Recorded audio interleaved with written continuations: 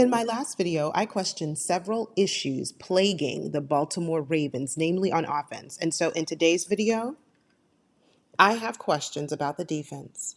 To start, how in the world do we have the best run defense in the league while simultaneously having the worst pass defense in the league? Let's analyze. In his first two games as the new defensive coordinator, Zach Orr has done some things right and he has done some things wrong. Let's start with what he's done right. He has been able to effectively utilize players to generate pressure up the middle to stop the run. Guys like Nnamdi Madubuike, Michael Pierce, and Travis Jones have been very effective.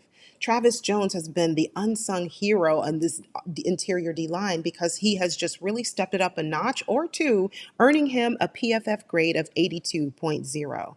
Recently, he had 3 tackles, including 1 tackle for loss. We've also seen a contribution from our run-stuffing linebackers, Roquan Smith and Malik Harrison. Although in Game 1 against the Chiefs, Roquan Smith only ended up with single digits for his total of tackles, he did improve in Game 2 and ended up with double-digit tackles, so I will take the incremental improvement. And here I must take a moment to give a huge shout out to Kyle Van Noy, who only 10 days after fracturing his orbital bone was out there making plays on Sunday against the Raiders. His grit and determination are to be admired. Also, Trenton Simpson showed us that he can be a third down linebacker and help in stopping the run. And as we all know, stopping the run is huge because it forces the quarterback to be one-dimensional. Now, this is what you came for. Zachary Orr has been effective in using Odafe Owe and David Ojabo as pass rush specialists. Okay, I probably got a little carried away by calling them specialists, but you see where I'm going with this. Odafe Owe leads our team in sacks with 2.5 and 2 tackles for loss, earning him a PFF grade of 87.8. And right behind him is Kyle Van Noy with 2 sacks. David Ojabo has 1, and he also has 1 tackle for loss. Edge rush was a topic of discussion on this channel a lot this offseason, especially in light of Clowney's departure. Would we see the maturation of Odafe Owe? Well, I never really had that question, but I move on. Would we see a healthy David Ojabo and him being able to contribute to the degree that we expected him as a second-round pick? The answer to both of those questions after 2 games is yes. Now let's talk about some of the things that Zach Orr has not done correctly. With our team at the bottom of the barrel in terms of our secondary, we've seen issues such as miscommunication. We saw that in the Chiefs game with Marlon Humphrey. Players not knowing their proper assignments, not utilizing players to their strengths. For instance, why do we not have double team for Davante Adams, who is arguably one of the best wide receivers in the league? And then on top of that, when we don't have double coverage for him, why did we not have consistent safety help over the top to mask kind of the lack of double team against Davante Adams? These are some questions that I think Zach Orr should be responsible for answering for us. Both Marlon Humphrey and Brandon Stevens had extreme difficulty covering Davante Adams, and rightfully so. He's just that good. We should have known that we could not leave either of them out there on an island to themselves to try and sufficiently cover Davante. We needed additional help.